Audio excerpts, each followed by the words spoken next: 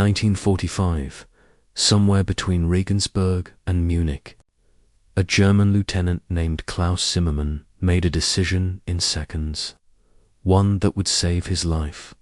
He had no idea that this moment, caught between explosion and rescue, would linger in his mind for decades afterward, shaping his understanding of humanity, guilt, and survival. That morning, the forest was eerily quiet, a silence that seemed unnatural after 6 years of constant bombardment. Klaus's world had been reduced to mud, blood, and fear, yet here, amid the wreckage, a single act of compassion would append everything he had believed about the enemy, about loyalty, and about what it meant to be alive. The air smelled faintly of smoke and wet earth. Birds, which had once vanished under the roar of artillery, were cautiously returning. In that stillness, a man trained to fight, to kill, and to obey orders, was confronted with an unfamiliar force. Mercy. Klaus's thoughts wandered briefly to his childhood, the fields of Heilberg, his mother's gentle voice, the laughter of his sister. All of it seemed distant, almost unreal, as if another lifetime had passed between him and the boy who had run barefoot across German meadows. Unaware of the world's impending darkness, Germany had been at war for 6 relentless years. Cities lay in rubble, entire neighborhoods reduced to skeletal remains of buildings, twisted steel, and scorched stone. Families were torn apart by famine, air raids, and the endless conscription of sons and husbands. Schools had been destroyed, hospitals overwhelmed, and churches repurposed as more. The very air was thick with the stench of death and smoke, a constant reminder that the world had changed irreversibly. The Eastern Front had been a relentless nightmare.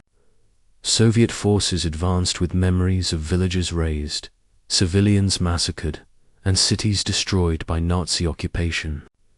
Their approach brought both liberation and terror, a chaotic justice born from unimaginable suffering. Stories traveled ahead of the troops, neighbors executed, entire towns burned.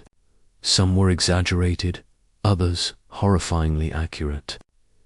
German soldiers, retreating westward, carried both fear and dread, unsure if surrender would bring mercy or retribution. In the western zones, the scene was different but equally complex. The British maintained order with systematic efficiency, curfews, rationing, and careful administration. Meanwhile, the American zones arrived with overwhelming resources, distributing food, medical care, and guidance to both soldiers and civilians. For millions of Germans, this was a world unlike any they had seen. The enemy was not always the monster portrayed in propaganda. Compassion, paradoxically, could come from the very men they had been taught to hate. May 9th, 1945, dawned as the first morning of peace in 6 years. Yet, for millions, it was also a day suspended between collapse and survival. The streets were empty, houses destroyed, and survivors wandered through ruins, unsure whether to hope or fear. Those who had survived the war carried ghosts, dead comrades, shattered families, and the moral compromises they had made just to endure. And now, in the deafening silence, every heartbeat felt like a verdict on the past. Klaus Zimmermann was born in Heilberg, a modest town of 160,000. His childhood had been overshadowed by the lingering effects of the First World War, economic hardship, political instability, and the rise of extremist ideologies promising order. He grew up hearing tales of national humiliation and revenge, of pride restored and enemies punished. These stories were the threads woven into his understanding of duty and honor. Klaus joined the Wehrmacht, not out of ideological fervor, but from a sense of duty, survival, and social expectation. He was disciplined, ambitious, and deeply obedient. Orders were sacred. Questioning authority was unthinkable. To him, the war was a series of missions, objectives, and survival strategies, each more demanding than the last. Throughout the conflict, Klaus endured artillery barrages, frost-bitten toes, hunger, and near-death encounters.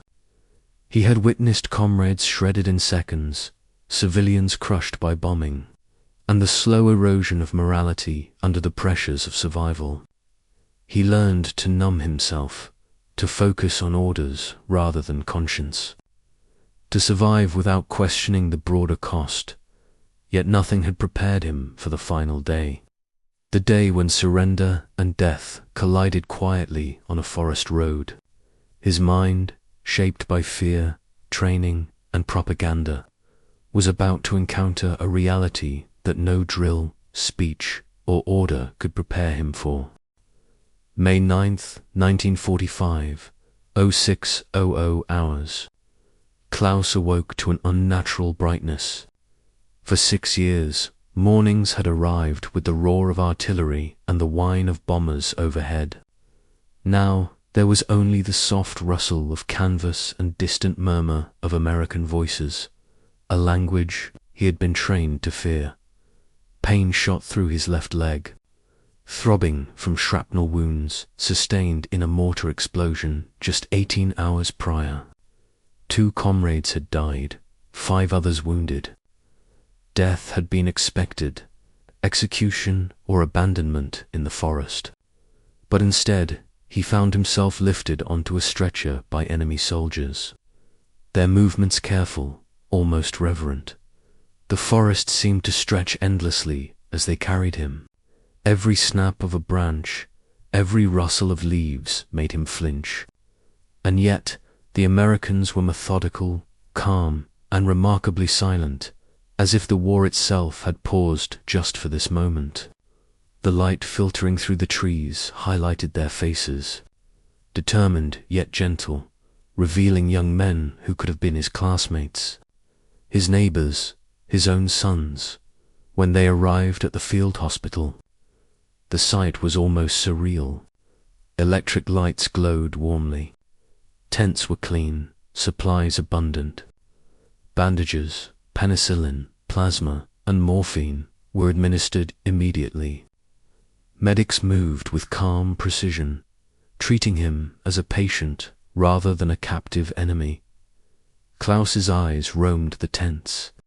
He saw German and American soldiers side by side, receiving the same care. He saw medics pausing to reassure frightened patients. He saw humanity in a place where he expected only suspicion, violence, or indifference. The revelation struck Klaus with the force of a cannonball. Medics poured water into his hands, spoke softly in German, reassured him while tending to wounds that hours ago had threatened his life. Chocolate, coffee, cigarettes, even clean uniforms were provided to German and American soldiers alike. It was a world alien to him, a world in which enemies showed mercy, where life was preserved, not destroyed. Major Robert Chen, a Chinese-American surgeon, extracted shrapnel from Klaus's femur while maintaining dignity, care, and patience. Every precise movement, every word spoken, contrasted sharply with the indoctrination Klaus had absorbed over 6 years. For the first time, he understood that ideology could not explain survival. Compassion, humanity, and courage did. The men who had been taught to hate him were now preserving his life. This was the paradox of the war's end: cruelty and kindness, death and salvation, intertwined in ways no one had foreseen. Klaus stared at the ceiling, listening to distant laughter from American soldiers and medics. It sounded absurd in a world of ruin, yet it was the sound of life, of hope, of the possibility that humanity could endure even after so much destruction. Klaus's recovery was slow. The pain in his leg reminded him constantly of the fragility of life. Psychological wounds, however, cut deeper. On the 5th day, he and other German prisoners were assembled in an auditorium to witness footage of concentration camps. Bergen-Belsen, Buchenwald. Skeletal corpses stacked like cordwood. Survivors barely clinging to life. Crematoria and gas chambers disguised as showers. The systematic extermination of millions. The moral weight was crushing. Prisoners reacted differently. Some denied reality. Others, like Klaus, began a tentative confrontation with their own complicity. Conversations erupted in hushed tones. Confessions, denials, bitter realizations. "We traded our souls for stability," one officer murmured. Another admitted that neighbors had disappeared and he had merely moved into their apartments. Avoiding the truth, Klaus began writing in secret, trying to capture the contradictions. Survival at the mercy of enemies, guilt over complicity, and the impossible reconciliation of his upbringing with the horrors now revealed. He recorded names, faces, incidents he remembered, trying to make sense of a world in which humanity and inhumanity existed side by side. 2 years later, Klaus was repatriated in 1947. H. Heilberg was in ruins. His mother was alive, his sister married to an American soldier. He became a translator for the occupation authorities, bridging cultures, languages, and painful histories. Everyday life carried echoes of war. Smells, sounds, and routines reminded him of the forest road, the hospital, the young medic from Tennessee, and Major Chen. Moral reconciliation was slow, a process of decades filled with reflection, discussion, and engagement with survivors. Historians and students, Klaus lived to 73, witnessing the reunification of Germany. He never forgot the lessons of that May morning, the fragility of morality, the weight of survival, and the power of compassion in a world accustomed to destruction. The war was filled with destruction, hatred, and loss. But stories like Klaus Zimmermann's remind us that even in humanity's darkest moments, a single act of compassion can echo across generations. It can bridge enemies, heal physical wounds, and awaken moral clarity. The contrast between brutality and mercy, guilt and redemption, fear and humanity defines the moral landscape of history. A single choice, made in seconds amid chaos, can illuminate what it truly means to be human. If you want more forgotten stories from history's darkest and brightest hours, don't forget to subscribe. Explore the choices, the courage, and the quiet humanity that often goes unnoticed amid the cacophony of war.